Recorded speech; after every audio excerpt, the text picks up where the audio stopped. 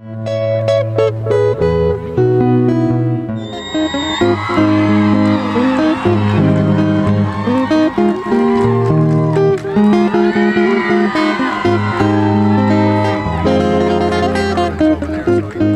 Music City Walk of Fame is a project of the Nashville Convention and Visitors Bureau Foundation, Music City, Inc. But it wouldn't be possible without our great sponsors. As always, we'd like to recognize our founding sponsor, Gibson Guitar. If you give them a round of applause. And we want to thank Henry Juskowitz, CEO of Gibson, and the entire Gibson family for their support. We also want to recognize our induction ceremony sponsor, Great American Country, Ed Hardy. The president of GAC is on stage today, and a tremendous partner GAC has been in the efforts, and we thank you, Ed. Whispering Bill Anderson. Ladies and gentlemen, welcome Bill Anderson.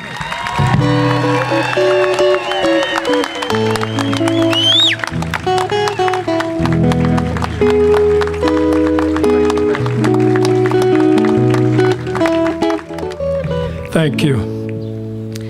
Thank you, Senator Alexander, and thanks to Gibson, and thanks to GAC and all the people that are making this possible. I remember when they used to hold this event in the spring. On a day like this, you find out who your fair weather friends are, don't you? But thank you for being here. I came to Nashville from a little town called Commerce, Georgia. I worked as a disc jockey on the radio station there, and I used to try to write songs in between going to school in the daytime, working on the radio, and everything else that was going on in my life. And I got very lucky when I was 19 years old, and I wrote a song called City Lights up on top of a little 3-story hotel in Commerce, Georgia, the tallest building in town. 20-something years later, after I had come to Nashville, and I had been voted into the Nashville Songwriters Hall of Fame, they held a day for me in Commerce. They invited me to come back, and they said and did a lot of wonderfully nice things. But what I was not expecting was they unveiled a beautiful granite monument in downtown Commerce. They had it embedded in concrete in the city sidewalk downtown.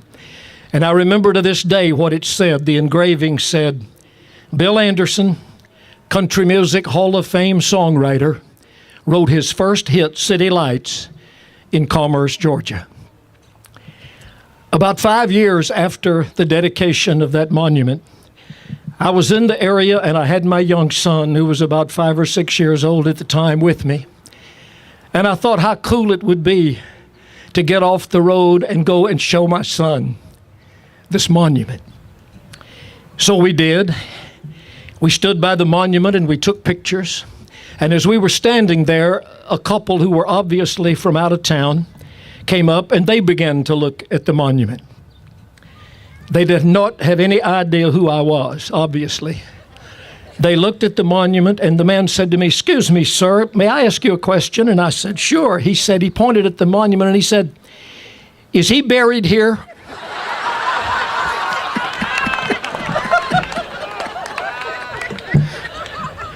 They tried to bury me there several times, but fortunately, they never did. I imagine someday, Keith, somebody may come here and look down and say, "Is that where Bill and Keith are buried?" If they do, we can say we're in some awfully good company because there's a lot of great people in this walkway. What an honor this is. Thank you, and God bless you. Guitar players do that kind of stuff. It goes all the way back to like Jimi Hendrix. They love to play with that stuff, you know, and get exactly the right sound. Keith does that. I have tremendous respect for him. I have tremendous love for him, for who he is, being the real soulmate that he is in country music. Love you, Keith. Thank you, brother. Thank you very much. Thank you.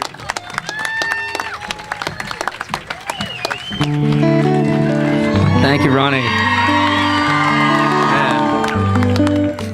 And I got one letter from a lady called Mary Martin, who was the head of A&R at RCA Records at the time. And she sent that letter to me in Australia.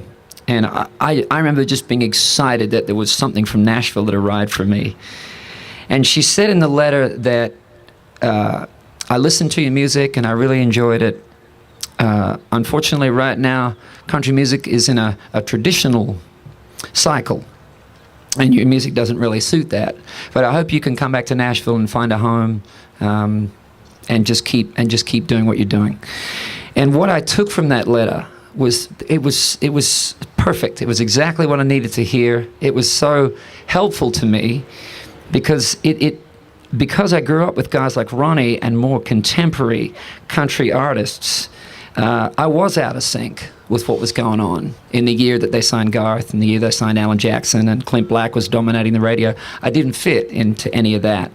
But country music is such a big genre, and the artist I grew up with, like Ronnie, was kind of what I was doing. So I was excited to get back to town, find a home, and just hope that my style would eventually suit.